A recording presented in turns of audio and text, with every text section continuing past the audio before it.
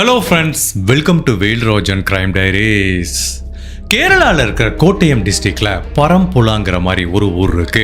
அந்த ஊரில் லாலாஸ்ங்கிற 72 வயசு மதிக்கத்தக்க ஒரு நபர் ட்ரை கிளீனிக் பிஸ்னஸ் வச்சு ரன் பண்ணிட்டு இருக்காரு. இவரோட மனைவி பேரு பிரசன்னகுமாரி. அவங்களுக்கு 60 வயசு ஆகுது. இந்த தம்பதிகளுக்கு மொத்தம் 2 பசங்க இருக்காங்க. பிரவீன் லால்ங்கிற 28 வயசுல ஒரு பையன் இருக்கான்.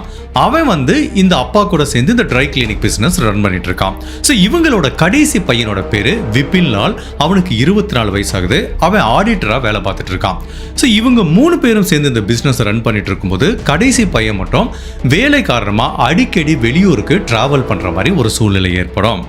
இப்படி இவங்க குடும்பம் நிறைய பணம் சம்பாதிக்கிறாங்க. அதுவும் ட்ரை கிளினிக் அப்படின்னா லோக்கல் இருக்க மக்களோட ட்ரெஸ்ஸை மட்டும் கிளீன் பண்றது இல்லாம இவங்க நிறைய ஹாஸ்பிட்டலோட டைப் வச்சிருக்காங்க. ஹாஸ்பிட்டல்ல பயன்படுத்துற பெட்ஷீட்ல இருந்து தலையணை உரை வரைக்கும் எல்லாத்தையுமே இவங்க ட்ரை கிளினிக் பண்ணி தரதுனால இவங்களுக்கு ஹாஸ்பிட்டல் வழியாவும் ஹோட்டல் வழியாவும் நிறைய பிசினஸ் இருந்துட்டு இருக்கு.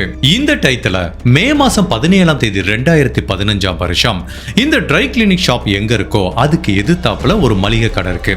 பாபுங்கிற ஒரு நபர் தான் அந்த மளிகை கடையை ரன் பண்ணிட்டு இருக்காரு. காலையில 6 மணிக்கு கடையை திறந்து அங்க வர்ற மக்களுக்கு பால் பாக்கெட் எல்லாம் சேல் பண்ணிட்டு இருக்கும்போது அவர் எதிர்முனையில இருக்கிற தன்னோட நண்பரோட கடையை பார்க்கிறாரு. அப்ப அந்த கடையில ஷட்டர் ஒரு 70% க்ளோஸ் ஆயிருக்கு, 30% மட்டும் ஓப்பனா இருக்கு. இவருக்கு ஒண்ணுமே புரியல. ஒண்ணு அந்த நபர் முழுசா கடையை திறப்பாரு, இல்ல கடையை திறக்க மாட்டாரு. அப்படி இருந்தாலும் ஒரு 7-8 மணிக்கு தானே கடையை திறப்பாங்க. இன்னைக்கு ஏன் சீக்கிரமா 6 மணிக்கு அதுவும் ஷட்டர் கொஞ்சம் குறைவா ஓப்பன் ஆயிருக்குன்னு அவருக்கு ஒண்ணுமே புரியல. அதை கண்டுக்காம விட்டுறாரு. அவர் தொடர்ந்து பிசினஸ் பண்ணிட்டே இருக்காரு. 8 மணி ஆகுது. அப்ப எதேச்சியா பாக்குறாரு, அப்பவும் அந்த ஷட்டர் அதே மாதிரி இருக்கு. திரும்ப 10 மணி ஆகுது. அப்பவும் பாக்குறாரு, அந்த ஷட்டர் அதே மாதிரி இருக்கு. இவருக்கு ஒண்ணுமே புரியல. இந்த டயத்துல அவருக்கு ஒரு போன் வருது. அந்த போனை யாரு பண்றாங்க அப்படின்னா இந்த ட்ரை கிளினிக் ரன் பண்ற அந்த லாலாசன்கிற நபரோட கடைசி பையன், அதாவது ஆடிட்டரா வேலை பார்க்குற அந்த விபின் லால்ங்கிற நபர் பண்றாரு. அவர் என்ன சொல்றாருன்னா, அண்ணா, என்னோட அப்பாவுக்கும் அம்மாவுக்கும் நான் காலையிலேருந்து ட்ரை பண்ணிட்டு இருக்கேன், யாருமே ஃபோனை எடுக்க மாட்டேங்கிறாங்க, நீங்க போய் கொஞ்சம் என்னன்னு பாருங்கிற மாதிரி இவர்கிட்ட சொல்றாங்க. இப்போ இவருக்கு ஏற்கனவே அந்த ஷட்டர் ஏன் இப்படி அறக்குறையா திறந்திருக்குன்னு ஒரு டவுட் இருக்கு. இப்போ அவங்க வீட்டு பையனே தன்னோட அப்பா அம்மாவை ரீச் பண்ண முடியலன்னு சொல்லும் போது சரி போய் பார்த்துட்டு வரலான்னு இவர் வராரு. ஃபர்ஸ்ட் ஆஃப் ஆல் அந்த ஷட்டர் கீழே குளிஞ்சு லாலாசன் கூப்பிடுறாரு. அவர்கிட்ட உள்ள இருந்து எந்த ரெஸ்பான்ஸும் இல்லை. அடுத்து என்ன பண்றாரு, அந்த ஷட்டர் அப்படி அடிக்கிறாரு. அடிச்சு பார்க்குறாரு. அப்பவும் எந்த ரெஸ்பான்ஸும் இல்லை.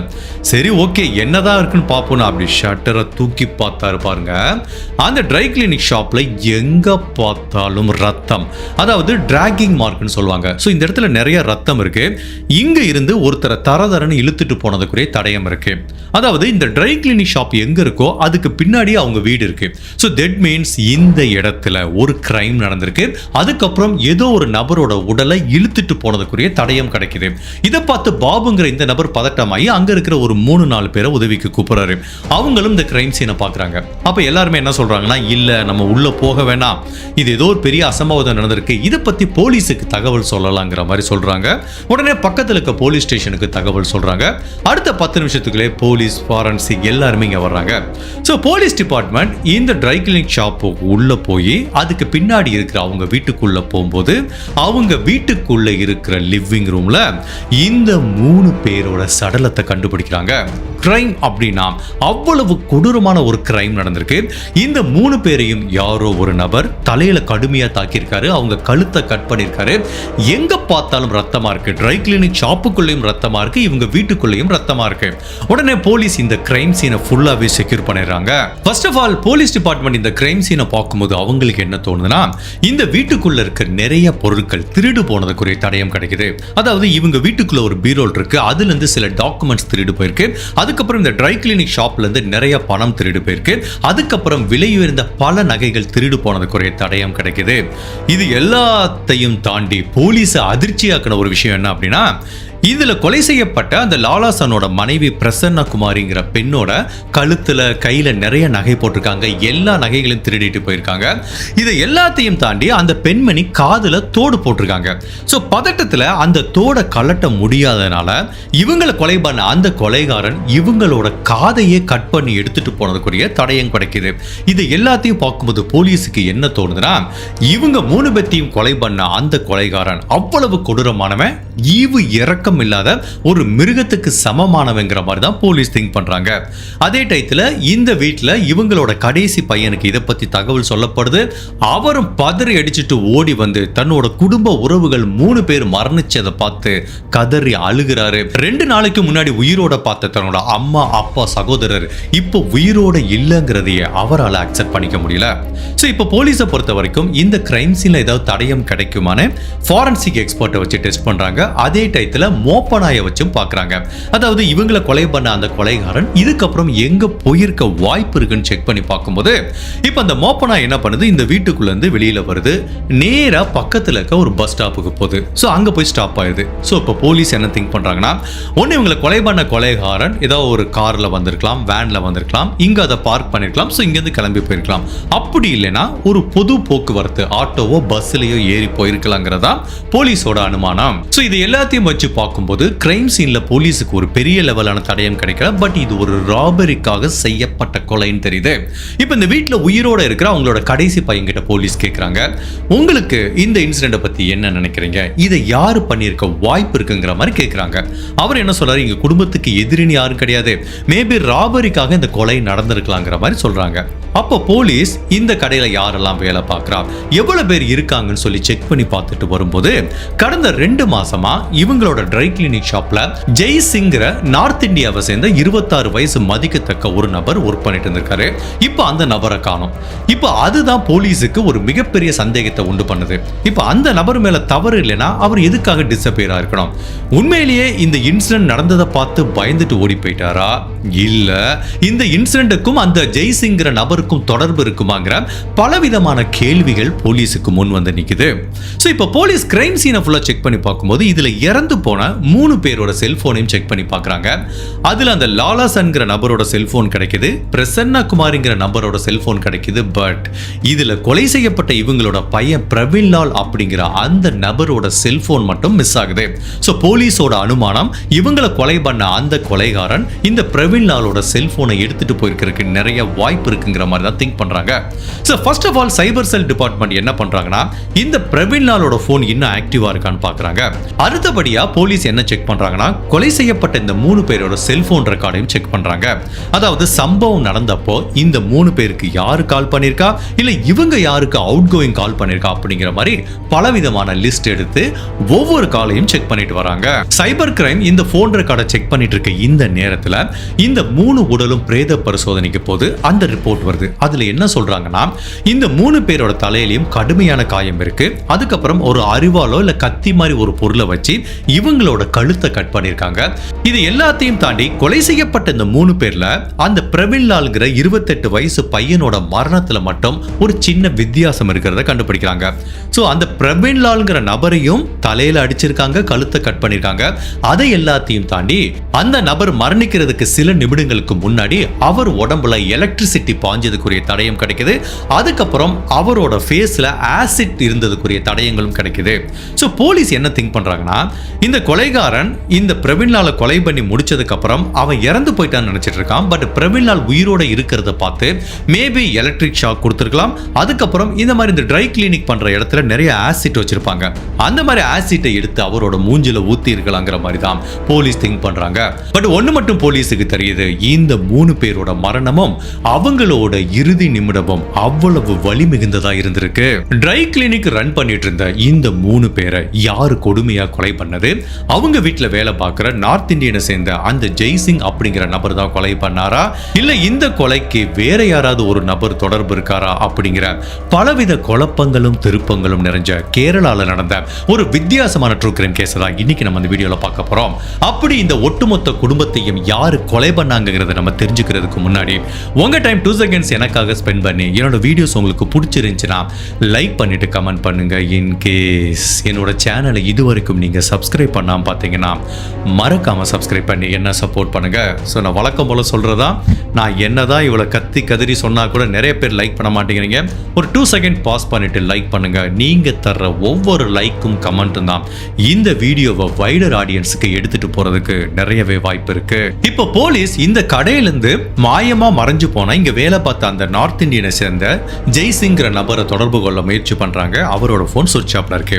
அதுக்கப்புறம் காணாம போனா இந்த பிரவீன் லால் லாலோட போனையும் தொடர்பு கொள்ள முயற்சி பண்றாங்க, அதுவும் சுவிட்ச் ஆஃப்ல இருக்கு. ஸோ இந்த 3 பேரும் சம்பவம் நடந்ததுக்கு முந்தின இரவு யார் கூட பேசினாங்கன்னு பார்க்கும்போது இந்த பிரவீன்லால் அண்ட் லாலாசன் 2 பேத்துக்கும் ஒரு நம்பர்ல இருந்து கால் வந்திருக்கு. அந்த நம்பருக்கு சொந்தமான நபரோட பேரு ஹரிசங்கர். இப்போ அவருக்கு போன் பண்ணி கேட்கிறாங்க. அவர் யாருன்னா இந்த ட்ரை கிளினிக் பக்கத்துல இருக்கிற கிம்ஸ் அப்படிங்கிற ஒரு ஹாஸ்பிட்டல்ல அட்மின் டிபார்ட்மெண்ட்ல வேலை பார்க்கிறவர். அவர் என்ன சொல்றாருன்னா, சார் நீங்க சொல்றது கரெக்ட் தான், நான் முந்தின நாள் இரவு இந்த ட்ரை கிளினிக்கு கால் பண்ணேன். பிகாஸ் எங்க ஹாஸ்பிட்டல்ல இருந்து பெட்ஷீட் தலையணை உரை எல்லாத்தையுமே வாஷ் பண்றதுக்காக கொடுத்திருந்தோம். அவங்க ஜெனரலா நைட்டு 10 மணிக்கு டெலிவரி பண்ணுவாங்க. அன்னைக்கு 10:45 ஆச்சு. அப்ப வரைக்கும் ஏன் டெலிவரி பண்ணலன்னு தெரிஞ்சுக்கிறதுக்காக இந்த பிரவீன்லால் அப்படிங்கிற நபருக்கு நான் கால் பண்ணேன். ஒரு 10:45 இருந்து 11 மணி வரைக்கும். அப்போ பிரவீன்லால் போன் எடுக்காம இன்னொரு நபர் போன் எடுத்தாரு. அவர் ஹிந்தியில பேசினாரு. ஸோ எனக்கு ஹிந்தி தெரியாது, அதனால எனக்கு பதில் சொல்ல தெரியாம அந்த காலை கட் பண்ணிட்டு அதுக்கப்புறம் அந்த லாலாசனுக்கு கால் பண்ணேன். அவர் என்ன சொன்னாரு, சாரிங்க கொஞ்சம் லேட் ஆயிடுச்சு, நான் ஒரு 12 மணிக்குள்ள கண்டிப்பா கொடுத்து விட்டுறேன், எல்லா ஆர்டரையும் கண்டிப்பா நாங்க டெலிவரி பண்றோங்கிற மாதிரி எனக்கு ப்ராமிஸ் பண்ணாங்க. அதுக்கப்புறம் நான் போனை வச்சுட்டேன். பட் கடைசி வரைக்கும் அந்த ஆர்டர் எனக்கு வந்து சேரல. இதுதான் சார் நடந்ததுங்கிற மாதிரி அந்த கிம்ஸ் ஹாஸ்பிட்டல்ல வேலை பார்க்குற அட்மின் டிபார்ட்மெண்ட்ல இருந்து சொல்றாங்க. பட் இந்த தகவலை வச்சு பார்க்கும்போது போலீஸோட அனுமானம் என்ன அப்படின்னா, மேபி இந்த கடையில இருந்து டிஸப்பியர் ஆன அந்த நார்த் இந்தியனை சேர்ந்த ஜெய்சிங்கிற அந்த நபர் தான் இந்த பிரவீன்லாலோட போனை எடுத்து அதுக்கு ஆன்சர் பண்ணியிருக்காரு. பட் அதுக்கப்புறம் லாலாசன் பேசியிருக்காரு. இந்த கோர்வையா வச்சு பார்க்கும்போது 10:30-11 மணி வரைக்கும் இவங்க குடும்பத்தில் எல்லாருமே உயிரோடு இருந்திருக்காங்க அப்படிங்கிறது தெரியுது. ஸோ அப்போ பேத்தாலஜிஸ்டும் சொல்றது இதான், இந்த மரணம் எப்போ நிகழ்ந்திருக்குன்னா 11 மணிலேருந்து 12 மணிக்குள்ள நிகழ்ந்திருக்கலாங்கிற மாதிரி சொல்றாங்க. ஸோ எப்போ அந்த ஹாஸ்பிட்டல் இருந்து கால் பண்ணாங்களோ லாலாசன் பேசினாரோ அதுக்கு அடுத்த 1 மணி நேரத்துக்குள்ள தான் இந்த மரணம் நிகழ்ந்திருக்குங்கிற மாதிரி தான் எல்லாருமே திங்க் பண்றாங்க. இப்போ சைபர் கிரைம் அவங்களோட அடுத்த கட்ட விசாரணை எப்படி கண்டுபிடிக்கிறாங்கன்னா, இந்த பிரவீன்லால்ங்கிற நபரோட போனை இவங்களை கொலை பண்ண கொலைகாரன் எடுத்துட்டு போயிருக்கான். அந்த போன் ஒரு இடத்துல சுவிட்ச் ஆஃப் செய்யப்பட்டிருக்கு. கடைசியா அந்த போனோட லொகேஷனை ட்ராக் பண்ணி பார்க்கும்போது அது திருவனந்தபுரத்துல இருந்தது மாதிரி தெரியுது. இப்போ அந்த கடையில வேலை பார்த்த ஜெய்சிங்கிற நபரே இந்த கொலையை பண்ணிட்டு பிரவீன்லாலோட போனை எடுத்துட்டு போயிருக்காருன்னு வச்சுக்கோங்களேன். இந்த இன்சிடென்ட் நடந்தது கோட்டயத்துல. அவரோட சொந்த ஊரான உத்தரப்பிரதேசில் இருக்கிற மதுராங்கிற ஊருக்கு போகணும் அப்படின்னா அவர் என்ன பண்ணியிருக்கணும், எர்ணாகுளத்துக்கு தான் போயிருக்கணும். ஸோ கோட்டயத்திலேருந்து எர்ணாகுளத்துக்கு போகாம இந்த நபர் எதுக்காக கோட்டயத்திலேருந்து திருவனந்தபுரத்துக்கு போனாருன்னு ஒரே குழப்பமா இருக்கு. ஒருவேளை போலீஸை கன்ஃபியூஸ் பண்றதுக்காக இந்த கோட்டயத்திலிருந்து திருவனந்தபுரம் போயிட்டு அப்புறம் திருவனந்தபுரத்திலிருந்து எர்ணாகுளம் வந்து அப்புறம் எர்ணாகுளத்திலிருந்து அவர் நார்த் இந்தியாவுக்கு டிராவல் பண்ணி போயிருக்கலாங்கிற மாதிரி தான் போலீஸ் திங்க் பண்றாங்க. மேலும் இந்த கிரைம் நடந்த நேச்சரை வச்சு போலீஸோட திங்கிங் என்ன அப்படின்னா, இதை இந்த ஜெய்சிங்கிற நபர் மட்டும் தனியா பண்ணியிருப்பானா இல்ல அவங்க கூட வேற யாராவது சேர்ந்து பண்ணிருப்பாங்களான்னு ஒரு டவுட் இருக்கு. அதுக்குரிய காரணம் என்னன்னா, இப்போ ஒரே குடும்பத்தை சேர்ந்த 3 பேர் கொலை செய்யப்பட்டிருக்காங்க. சோ இப்போ ஒரே நபர் இந்த கொலையை பண்ணிருந்தா ஃபர்ஸ்ட் அவன் என்ன பண்ணிருப்பான், ஒரு நபரை தாக்கியிருப்பான். அவர் என்ன பண்ணிருப்பாரு, கத்தி கதறி கூச்சல் போட்டிருப்பாரு. அப்போ அடுத்தவங்க உதவிக்கு வந்திருப்பாங்க, இல்ல இந்த நபரை அட்டாக் பண்ண முயற்சி பண்ணிருப்பாங்க. சோ அப்ப அவன் அடுத்தடுத்து 3 பேத்தையும் ஒரே டைத்துல சைமல்டேனியஸா கொலை பண்ணிருக்கிறதுக்கு வாய்ப்பு இல்லை. அதனால இதுல ஒன்றுக்கும் மேற்பட்ட நபர்கள் தொடர்புல இருக்க வாய்ப்பு இருக்குங்கிற மாதிரி தான் போலீஸ் திங்க் பண்றாங்க. ஜெனரலா எந்த குடும்பத்திலையும் சரி ஒரு ஒட்டுமொத்த குடும்ப உறவுகள் கொலை செய்யப்பட்டு அதுல ஒரே ஒரு நபர் மட்டும் உயிரோட இருந்தாங்கன்னா ஆட்டோமேட்டிக்கா அந்த நபர் மேல போலீஸுக்கு சந்தேகம் வரும். இந்த வீட்டுல எடுத்துக்கோங்க, 3 பேர் கொலை செய்யப்பட்டிருக்காங்க. பட் விபின்லால்ங்கிற அந்த கடைசி பையன் மட்டும் உயிரோட இருக்காரு. அவர் வேலை விஷயமா நான் வெளியூருக்கு போனேங்கிறாரு. அப்ப இவங்க கடையில வேலை பார்க்குற இன்னொரு நார்த் இந்தியனும் காணாம போயிட்டாங்க. ஜெனரலா போலீஸ் என்ன பண்ணுவாங்கன்னா, உண்மையான கொலைகாரனை கண்டுபிடிக்கிற வரைக்கும் எல்லாத்தையுமே சந்தேக கண்ணோட தான் பார்ப்பாங்க. இப்போ போலீஸ் இப்படி கூட திங்க் பண்றாங்க, ஒருவேளை இந்த வீட்டோட கடைசி பையன் அந்த விபின்லாலும் இந்த கடையில வேலை பார்த்த அந்த நார்த் இந்தியன் அவங்க 2 பேரும் சேர்ந்து இதை பண்ணிருப்பாங்களோ அப்படிங்கிற ஆங்கிளையும் திங்க் பண்றாங்க. இப்போ போலீஸ் இதுல முதன்மை குற்றவாளியா கருதப்படுற அந்த ஜெய்சிங்கிற நபரோட போன் எடுக்கிறாங்க. ஆப்வியஸ்லி சுவிட்ச் ஆஃப்ல இருக்கு. அந்த போனை எடுத்து அது யார் பேர்ல ரிஜிஸ்டர் செய்யப்பட்டிருக்கு அப்படின்னு செக் பண்ணி பார்த்தா அது வித்தியாசமான தவறான ஒரு பேர் அட்ரஸ் இருக்கு. தட் மீன்ஸ் அது ஒரு ஃபேக்கான அட்ரஸ் தெரியுது. ஸோ ஜெய்சிங் அப்படிங்கிற நபர் ஒரு ஃபேக்கான அட்ரஸை கொடுத்து தான் அவர் அந்த செல்போனை வாங்கியிருக்காரு. அதை எல்லாத்தையும் தாண்டி இவர் ஜெனரலாவே வேலைக்கு எடுக்கிறதுக்கு முன்னாடி லாலாசன்கிற நபர் ஒரு ஆதார் கார்டு வாங்கி வச்சிருக்காரு இந்த ஜெய்சிங் அப்படிங்கிற நபர்கிட்ட இருந்து. அந்த ஆதார் கார்டை செக் பண்ணி பார்க்கும்போது அதுவும் ஃபேக்னு தெரியுது. இப்போ போலீஸுக்கு என்ன டவுட் வருதுன்னா உண்மையிலேயே இந்த கடையில வேலை பார்த்தவனோட பேரு ஜெய்சிங்கா இல்ல அவனோட உண்மையான பேர் வேற ஏதோ இருக்குமா? அவன் இவ்வளவு ஃபேக் டாக்குமெண்ட் கொடுத்ததுனால கண்டிப்பா அவன் ஏதோ ஒரு பொய்யான ஆளா தான் இருக்கிறதுக்கு வாய்ப்பு இருக்குங்கிற மாதிரி திங்க் பண்றாங்க. அப்ப போலீஸுக்கு ஒண்ணு மட்டும் தெரியுது, இந்த ஜெய்சிங்கிற நபர் இப்ப கேரளால இல்ல, அவன் தன்னோட சொந்த ஊரான மதுராக்கு போயிருக்கிறதுக்கு வாய்ப்பு இருக்கு. அப்ப கேரளா போலீஸ் என்ன முடிவு பண்றாங்க, இனிமேல் இங்க நம்ம தேடுறதுக்கு வாய்ப்பு கிடையாது, அவன் இங்க இருக்கிறதுக்கும் வாய்ப்பு கிடையாது, நேரா மதுராக்கு போலான்னு உத்தரப்பிரதேசல இருக்க மதுராக்கு போறாங்க.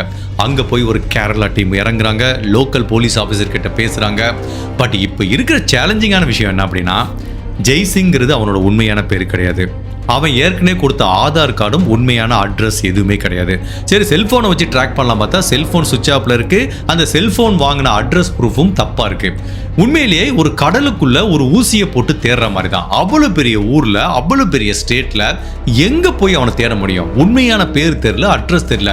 இப்போ உண்மையிலேயே கேரளா போலீஸுக்கு அங்க போய் என்ன பண்றதுன்னே தெரியல. அப்படி கேரளா போலீஸ் விழி பிதுங்கி நிக்கிற இந்த நேரத்துல தான் அந்த கொலைகாரன் ஒரு மிகப்பெரிய தவறு பண்றான். அதுதான் இந்த கேஸ்ல ஒரு மிகப்பெரிய பிரேக் த்ரூவா பார்க்கப்படுது. அதாவது இந்த கொலையை பண்ணிட்டு போன அந்த கொலைகாரன் பிரவீன்லாலோட போனை எடுத்துட்டு போனால, திடீர்னு அந்த போன் ஒரு செகண்ட் ஆன் ஆகுது. அந்த போன்ல இருந்து இன்னொரு நபருக்கு கால் போகுது. அத உடனே கேரளா போலீஸ் 24 மணி நேரம் அந்த போனை ட்ராக் பண்ணும்போது அந்த போனோட லொகேஷன் இப்ப எங்க காட்டுதுன்னா, இதே உத்தரப்பிரதேச ஸ்டேட்ல இருக்க ஃபிரோசாபாத் அப்படிங்கிற ஊர்ல தான் இப்ப அந்த பிரவீன்லால்ங்கிற நபரோட செல்போன் இருக்கு. அந்த செல்போன்ல இருந்து ஒரு கால் செய்யப்பட்டிருக்கு. அந்த கால் பண்ண அடுத்த செகண்டே இந்த போன் ஆஃப் பண்ணிருக்காங்க. சோ இப்போ போலீஸுக்கு கிளியரா புரியுது, நம்ம இனிமேல் மதுரால தேடுறது வேலைக்காகாது.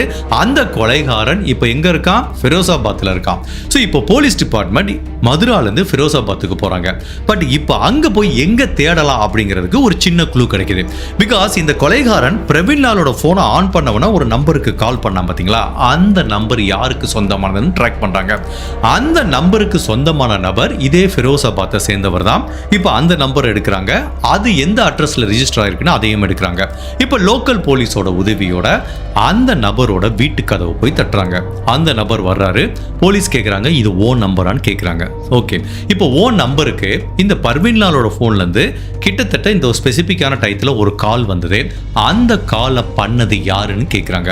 ஓ அதுவா, அது என்னோட ஃப்ரெண்டு நரேந்திரா சாருங்கிற மாதிரி சொல்றாங்க. இப்போதான் போலீஸ் நரேந்திராங்கிற ஒரு பேரை கேள்விப்படுறாங்க. தட் மீன்ஸ் ஜெய்சிங் அப்படிங்கிற தவறான பேர்ல பின்னாடி ஒளிஞ்சிட்டு இருக்க அந்த கொலைகாரனோட பேரு நரேந்திராங்கிற மாதிரி தெரிய வருது. இப்போ போலீஸ் கேட்குறாங்க, சரி அந்த நரேந்திரா எங்க இருக்கானா? இங்க தான் சார், ஒரு 2 வீடு தள்ளி இருக்காங்கிற மாதிரி சொல்றாங்க. சரி ஓகே, இப்போ அவனோட வீட்டுக்கு என்ன கூட்டிட்டு போக முடியுமான்னு கேட்குறாங்க.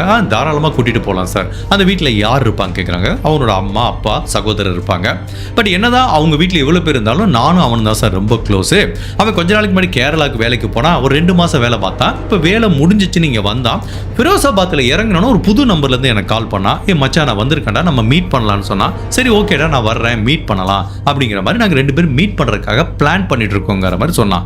அப்படியா, சரி நாங்கள் வர்றேன், சேர்ந்து மீட் பண்ணலாம், அவரோட வீட்டுக்கு கூட்டிட்டு போறீங்களான்னு கேட்குறாங்க. சரி ஓகே சார் கூட்டிட்டு போறேன்னு கூட்டிட்டு போறாங்க. இப்போ போலீஸ் என்ன பண்றாங்க, அந்த வீட்டை சுத்தி ஒளிஞ்சிக்கிறாங்க. ஏன்னா போலீஸை பார்த்தா அவன் எஸ்கேப் ஆகிறதுக்கு வாய்ப்பு இருக்கு. பிகாஸ் போலீஸ் இந்த மாதிரி ஒரு கொலைகாரனை ட்ராக் பண்ணும்போதோ இல்ல ஒரு கொலைகாரனோட நம்பரை வச்சு அவனை ட்ராக் பண்ணும்போதோ ரொம்ப கவனமா பண்ணுவாங்க. ஒரு சின்ன க்ளூ கிடைச்சிச்சுன்னு வச்சுக்கலாம், அவன் எஸ்கேப் ஆயிட்டானா அவனை திரும்ப பிடிக்கவே முடியாது. ஸோ போலீஸ் கவனமா மறைஞ்சிட்டு இந்த வீடை அப்ரோச் பண்றாங்க. அப்ப அவனோட ஃப்ரெண்டு வந்து கதவை தட்டுறான். அப்படி கதவை தட்டும் போது இந்த நரேந்திராங்கிற நபர் கதவை திறக்கிறான். என்னடா மச்சான் எப்படி வந்தா, நானே வரலான்னு இருந்தேன்னு சொல்லும் போதே அடுத்து அப்படியே போலீஸ் அவனை பிடிச்சி இங்க லோக்கல் இருக்க போலீஸ் ஸ்டேஷன் கூட்டிட்டு போறாங்க. அதுக்கப்புறம் அவனோட வீடு ஃபுல்லா சோதனை பண்றாங்க. பிகாஸ் அவன் கேரளால இருந்து திருடிட்டு வந்த நகைகள் இங்க இருந்துச்சு அப்படின்னா அது ஒரு மிகப்பெரிய ஆதாரமா பார்க்கப்படும். அப்படி தேடும்போது ஒரு பேக் இருக்கு. அந்த பேக்குமே கொலை செய்யப்பட்ட லாலாசனோட வீட்டுல இருந்தா திருடிட்டு வந்த பேக்கு. அந்த பேக்குக்குள்ள திருடப்பட்ட அவ்வளவு நகைகள், பணங்கள் எல்லாமே இருக்கு. அதுவும் அவங்க வீட்டுல இருக்க சில வீட்டு பத்திரத்தை திருடிட்டு வந்திருக்கான். அதை ஏன்டா திருடுன்னு கேட்டா, சும்மா போலீஸை கன்ஃபியூஸ் பண்றதுக்கு சார் அப்படிங்கிறான். இதை எல்லாத்தையும் தாண்டி அந்த பேக்குக்குள்ள போலீஸ் என்ன கண்டுபிடிச்சாங்க தெரியுமா? கடைசியில அந்த பெண்ணு காதுல போட்டிருந்த தோட கலட்ட முடியாம காதை அப்படி கட் பண்ணிட்டு எடுத்துட்டு வந்தான்ல, அந்த காதையும் இந்த பேக்ல கண்டுபிடிச்சாங்க. அவ்வளவு பெரிய மோசமான துர்நாற்றம் அந்த பேக்ல இருந்து வர ஆரம்பிக்குது. ஸோ இப்போ இந்த எவிடன்ஸ் எல்லாத்தையும் கலெக்ட் பண்ணிக்கிறாங்க. இப்போ அந்த நரேந்திராங்கிற அந்த கொலைகாரனையும் போலீஸ் கூட்டிட்டு இப்போ இந்த ஃபெரோசாபாத்ல இருந்து கேரளாக்கு போறாங்க. அங்க கேரளால வச்சு இவனை விசாரணை பண்றாங்க. இப்போ நீ சொல்லு உண்மையிலேயே என்ன நிகழ்ந்ததுன்னு. அப்போ இவன் சொல்றான், சார் திடீர்னு ஒரு 3 பேர் வந்தாங்க சார், என்னோட துப்பாக்கியை காட்டி மிரட்டினாங்க சார், அவங்க தான் இந்த இதெல்லாம் பண்ண சொன்னாங்க, என்ன மிரட்டி அவங்க கடத்திட்டு போயிட்டாங்க சார் அப்படிங்கிற மாதிரி சும்மா ஒரு கம்பி கட்டுற கதையெல்லாம் சொல்றான். அப்படியா, நீ இப்படிலாம் சொல்லுவேன்னு தெரியும் தாண்டா நான் உங்களுக்காக ஆதாரம் வச்சிருக்கேன்னு.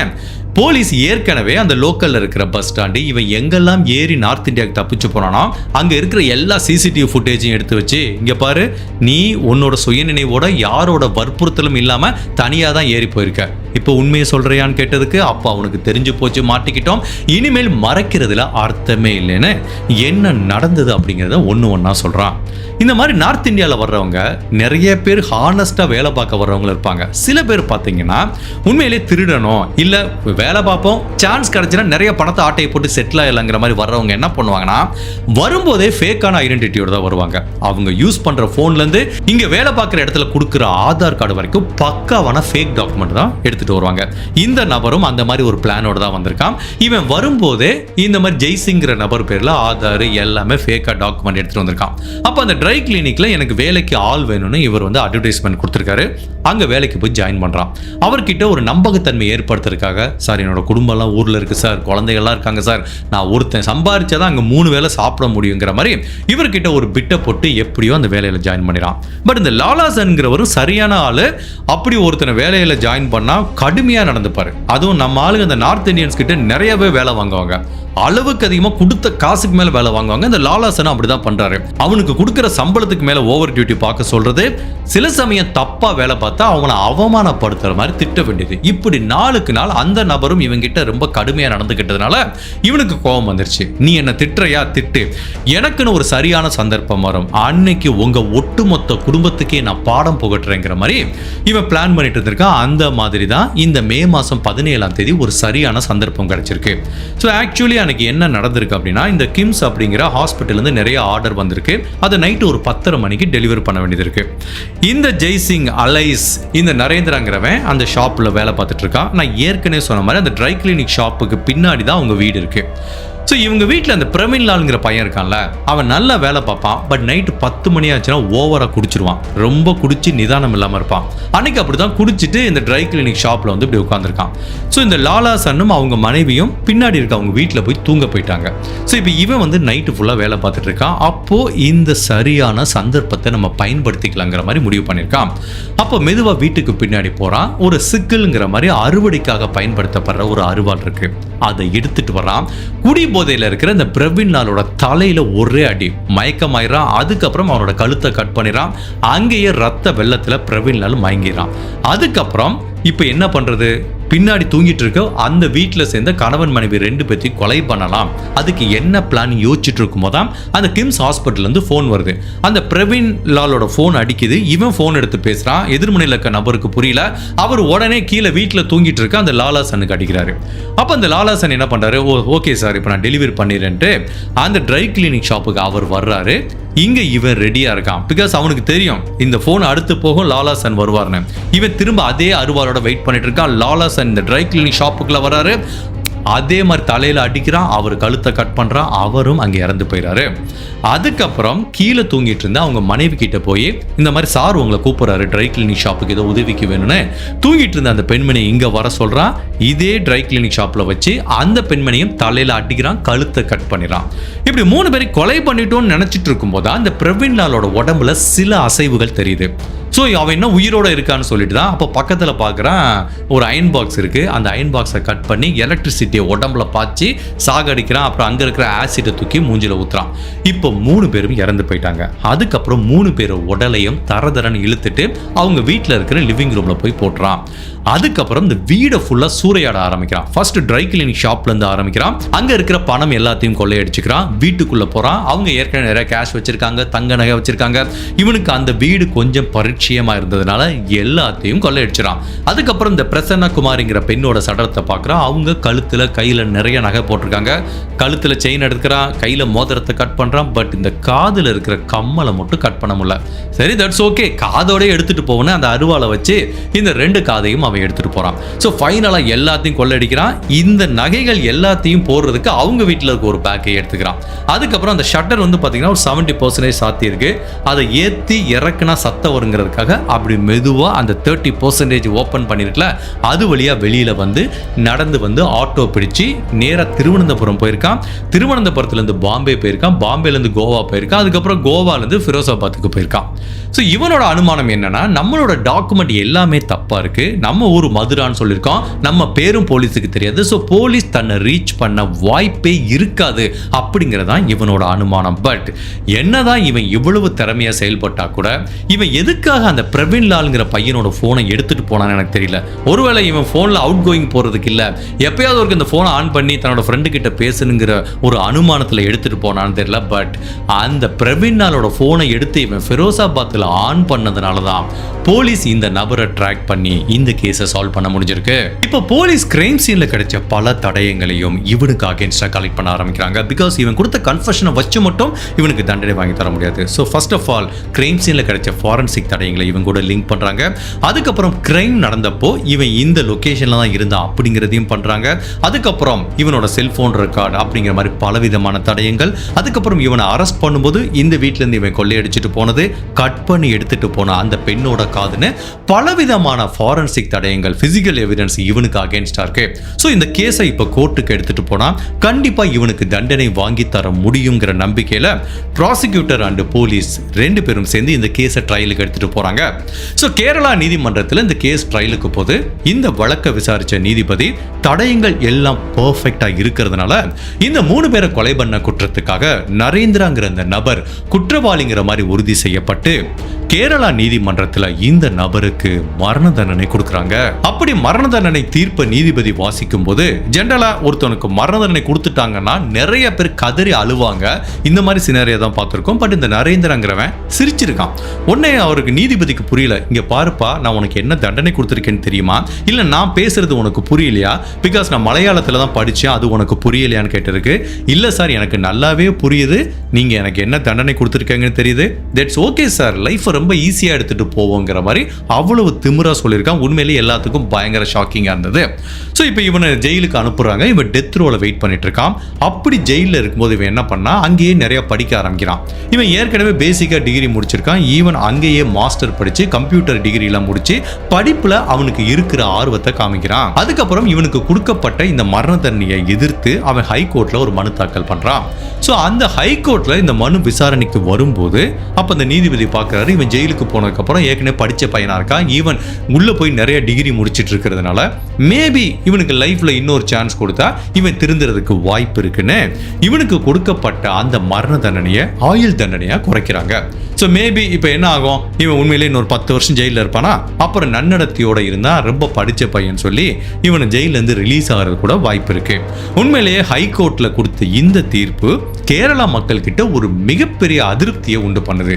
என்னப்பா இப்படி ஒரு 3 கொலை பண்ணியிருக்கான், இவனை போய் நீங்க மன்னிச்சு விடலாமா? பிகாஸ் இவனுக்கு சட்டத்துல என்ன மாதிரி ஓட்டைகள் இருக்குங்கிறது நல்லாவே தெரியுது. நீங்க செஷன் கோர்ட்ல எனக்கு மரண தண்டனை கொடுக்குறீங்கன்னா ஹைகோர்ட்ல போய் அதை கேன்சல் பண்ண முடியும் அப்படிங்கிறது அவனுக்கு தெரிஞ்சதுனால தான் அந்த தீர்ப்பை பார்த்து பதட்டப்படாம ஏளனமா சிரிச்சிருக்காங்கிற மாதிரி தான் சொல்றாங்க. ஸோ இப்போ நம்ம போய் உள்ள ஒரு டிகிரி படிப்போம், நல்லா படிச்சா இவனுக்கு ஒரு எதிர்காலம் இருக்குன்னு நம்மளை மன்னிச்சு விட்டுருவாங்கன்னு நினைச்சிருக்கான். கடைசியில் அவன் நினைச்ச மாதிரி தான் நடந்திருக்கு. ஸோ இப்போ அவனோட தண்டனை ஆயுள் தண்டனையாக குறைக்கப்பட்டிருக்கு. பட் எப்போ அவன் ரிலீஸ் ஆவாங்கிறது யாருக்கும் தெரியல. இந்த மாதிரி நம்ம கிரைம் கேஸ் எல்லாம் படிக்கும்போது நம்ம ஈஸியா இது ஒரு கிரைம், ஓகே ஒரு இன்சிடென்ட் நடந்துச்சு, நம்ம கேள்விப்பட்டோம், நல்ல த்ரில்லிங்காக இருந்துச்சு, பேக்ரவுண்ட் மியூசிக்லாம் போட்டு சொன்னோங்கிறத தாண்டி ஒவ்வொரு கிரைம் கேஸ்லேருந்து நம்ம உண்மையிலேயே பலவிதமான விஷயங்களை கற்றுக்க முடியும். அந்த மாதிரி தான் நம்ம இந்த வழக்குலேருந்து கற்றுக்க போகிற மிக முக்கியமான விஷயம் என்ன அப்படின்னா, நம்ம ஊர்லலாம் பார்த்துருப்பீங்க, கன்ஸ்ட்ரக்ஷன் சைட்டில் வேலை பார்க்குறது 80% நார்த் இந்தியன் தான். கன்ஸ்ட்ரக்ஷன் சைட்டு மட்டுமல்ல, பலவிதமான ஹோட்டல், அதுக்கப்புறம் ஜவுளி கடை, எல்லா இடத்துலையுமே இங்கே அவங்க தான் வேலை பார்க்குறாங்க. அதுக்காக வர்ற எல்லாத்தையும் நம்ம தப்பு சொல்ல முடியாது. பட் அதே டயத்தில் வர்ற எல்லாருமே நம்ம நல்லவங்கன்னு சொல்ல முடியாது. அதுவும் இந்த வழக்கை பார்த்ததுக்கு அப்புறம் தான் எனக்கே தெரியுது, சில பேர் அங்கேருந்து இந்த மாதிரி எனக்காவது ஒரு நாள் நம்ம கிரைம் பண்ணுவோம், மாட்டிக்க கூடாதுன்னு ஃபேக்கான டாக்குமெண்ட்டு, ஃபேக்கான ஃபோனு, அட்ரஸ் அந்த மாதிரிலாம் கொடுத்து வர்றாங்கங்கிறதே நான் இந்த வழக்கு மூலமாக தான் தெரிஞ்சுக்கிட்டேன். ஸோ இதுலேருந்து நம்ம எடுத்துக்க வேண்டிய முக்கியமான பாடம், நம்ம ஒரு கன்ஸ்ட்ரக்ஷன் பண்ணாலோ இல்லை ஒரு தோட்ட வேலைக்கோ ஒரு என்ன வேலைக்கோ இந்த மாதிரி யாராவது ஒருத்தவங்களை நார்த் இந்தியாவிலேருந்து வேலைக்கு சேர்த்தோம் அப்படின்னா ப்ராப்பரான வெரிஃபிகேஷன் பண்ணுங்க. நிறைய பேர் என்ன பண்ணுவோம், பரவாயில்லையே நம்ம ஊரில் சேர்ந்த ஒருத்தவன் 1000 ரூபாய்க்கு வேலை பார்ப்பா, இவன் 500 ரூபாய்க்கு மாடு மாதிரி வேலை பார்க்குறேன்னு சொல்லி வேலைக்கு நம்ம சேர்த்துக்கிட்டோம்னு வச்சுக்கோங்களேன், அது என்றைக்குமே ப்ராப்பரத்தில் முடியும். ஸோ ப்ராப்பரான டாக்குமெண்ட் இருக்கா, அவனோட ஃபேமிலி பேக்ரவுண்ட் என்ன, அந்த நம்பர் கரெக்டாக இருக்கா, ஸோ எவ்வளோ முடியுமோ அவ்வளோ தூரம் ஒரு ப்ராப்பரான பேக்ரவுண்ட் செக் பண்ணி வேலைக்கு சேர்த்துக்கோங்க. இப்போ ஒரு எக்ஸாம்பிளே சொல்கிறேன், வீட்டில் ஒரு தனியான வயசான தம்பதிகள் இருக்காங்க, அவங்க வீட்டுக்கு ஒரு நார்த் இந்தியா சேர்ந்த ஒரு பெண்மணியை சேர்த்துக்கிட்டீங்கன்னு வச்சுக்கோங்களேன். ஸோ உண்மையிலே அவங்க நல்ல பெண்மணியாக இருந்தால் கூட இவங்க தனிமையாக இருக்கிற அந்த சந்தர்ப்பத்தை, அந்த வாய்ப்பை பயன்படுத்திக்கிட்டு இந்த வீட்டில் திருடுறதுக்கோ இல்லை அந்த வயசானவங்களை ஏதோ பண்ணுறதுக்கோ வாய்ப்பு இருக்குது. ஸோ அதனால் கோயிங் ஃபார்வர்ட் மேக் ஷுர், இப்போ நீங்கள் இந்த வீடியோவை பார்த்ததுக்கப்புறம் உங்கள் வீட்டில் யாராவது வேலைக்கு எடுத்தாலோ இல்லை construction what ever it is இந்த மாதிரி நார்த் இந்தியன்ஸை எடுத்தாலோ கரெக்டான டாக்குமெண்ட் இருக்கான்னு பாருங்கள், ப்ராப்பரான ஒரிஜினலான ஆதார் கார்டு எல்லாத்தையுமே 100% கிராஸ் செக் பண்ணதுக்கப்புறம் வேலைக்கு எடுத்துக்கோங்க. இல்லைன்னா பாருங்களேன், இப்போ இந்த ஜெய்சிங்கர் மாதிரி ஒரு தவறான பேரில் எவன் மறைஞ்சிட்டு இருப்பாங்கிறது நம்மளுக்கு தெரியாது. அதுக்கப்புறம் இதுலேருந்து நம்ம நார்த் இந்தியன்ஸ்னு இல்லை, ஜென்ரலாக நம்ம எடுத்துக்க வேண்டிய விஷயம் என்ன அப்படின்னா, நிறைய பேர் என்ன பண்ணுவாங்கன்னா அவங்க கீழே வேலை பார்க்குறவங்கள ரெஸ்பெக்டாக ட்ரீட் பண்ணுவாங்க. பட் சில பேர் என்ன பண்ணுவாங்கன்னா அடிமை மாதிரி ட்ரீட் பண்ணுவாங்க. அது நார்த் இந்தியா இருந்தாலும் சரி இல்லை நம்ம ஊருக்காரராக இருந்தாலும் சரி, கொஞ்சம் ரெஸ்பெக்டே இருக்காது, வேலை பார்க்கலன்னா கண்ணா பின்னான்னு திட்ட வேண்டியது, அதுக்கப்புறம் பேட் வேர்ட்ஸை வச்சு திட்ட வேண்டியது, இல்லை திடீர்னு நல்லா வேலை பார்க்கல உடனே போடா அப்படிங்கிற மாதிரி சொல்லுது. ஒரு நல்ல சுமூகமான உறவு இல்லாமல் வேலையை விட்டு அனுப்புறது. ஃபார் எக்ஸாம்பிள், இப்போ ஒரு பிரச்சனை வருது, ஒருத்தன் வேலை பார்க்குறான், ஓனருக்கு பிரச்சனை வருது, பயங்கரமான தகராறு ஆகுது, 2 பேரும் அடித்தடி வரைக்கும் போடா அவனால் என்ன முடியுதோ பார்த்துக்கலாம் அப்படின்னு அனுப்பிவிட்டோன்னு வச்சுக்கோங்களேன், அவன் மனசுல ஒரு வெஞ்சன்ஸோட தான் வெளியில போவான். சில பேர் ஓகே நம்ம நேரம் இவன் திட்டான் அப்படின்ட்டு வாங்கிட்டு போயிடுவாங்க. பட் எல்லாருமே ஒரே மாதிரி இருக்க மாட்டாங்க. சில பேர் பழி வாங்குற நோக்கத்தோட இருந்தான்னு வச்சுக்கோங்களேன், அவனால என்னைக்குமே இந்த ஓனருக்கு ஆப்பு தான். ஏதாவது பிசினஸ்ல பிரச்சனை பண்றதுக்கு ட்ரை பண்ணுவான், இல்ல உள்ள புகுந்து திருடுவான், இல்ல அவன் குடும்பத்தை பழி வாங்குவான், என்ன வேணாலும் நடக்கும். ஸோ கோயிங் ஃபார்வர்ட், இப்போ உங்ககிட்ட வேலை பார்க்குறவங்களுக்கு உங்களுக்கு ஒரு பிரச்சனை வந்துச்சுன்னா அது ஒரு சாதாரண பிரச்சனையா இருக்கலாம். அந்த மாதிரி பிரச்சனையெல்லாம் பெருசு பண்ணி அவங்கள திட்டாம அவங்களோட தன்மானத்துக்கு எந்தவித பங்கமும் வராம, ஓகேப்பா எனக்கு ஒத்து வரல, இந்த சம்பளம் வாங்கிக்கோ, ஆளை விடு, நீ கிளம்பு அப்படிங்கிற மாதிரி சொல்லி அனுப்பிச்சு வச்சிங்கன்னா அவனுக்கு அட்லீஸ்ட் நம்ம மேலே ஒரு வெஞ்சன்ஸ் இல்லாமல் இருக்கும், நாளைக்கு அவனால் நம்மளுக்கு பிரச்சனை இல்லாமல் இருக்கும். இல்லை பெரிய பெரிய விஷயம் வருதுன்னா நீங்கள் அப்போ போலீஸ்கிட்ட போகலாம், அதெல்லாம் ஓகே. பட் சின்ன சின்ன பிரச்சனைகளை அவனை திட்டி எல்லாரும் மாதிரி அசிங்கப்படுத்தி அவனோட தன்மானத்தை சீண்டி எதுக்கு நம்மளும் தேவையில்லாத ஒரு பிரச்சனையில் மாட்டிக்கிட்டோம். ஸோ அட் த எண்ட் இந்த கேஸ்லேருந்து நம்ம 2 விஷயங்கள் கற்றுக்கிட்டோம். ஸோ யார் வேலைக்கு எடுத்தாலும் ப்ராப்பரான டாக்குமெண்டேஷன், அதுவும் நார்த் இந்தியன்ஸ் எடுக்கும்போது கவனமாக, அதுக்கப்புறம் ஒரு எம்ப்ளாயியை ரெஸ்பெக்டாக ட்ரீட் பண்ணணும், அதுக்கப்புறம் அவங்கள வேலையை விட்டு அனுப்பிச்சா கூட டிக்னிட்டியோட அனுப்பி வைங்க. அது உண்மையிலேயே அவனுக்காக செய்கிறீங்களோ இல்லையோ நம்ம சேஃப்டிக்காக நம்ம செய்கிறோம். ஹோப்ஃபுல்லி இந்த வழக்கிலிருந்து பல விஷயங்கள் நம்ம கற்றுக்கிட்டோம்னு நினைக்கிறோம். இந்த கேஸை பற்றி நீங்கள் என்ன நினைக்கிறீங்க? உங்களோட கருத்தை மறக்காமல் இந்த வீடியோவில் பதிவு பண்ணுங்கள். இந்த மாதிரி அனதர் கேஸில் உங்களை சந்திக்கிறேன். Till then stay safe, take care, by.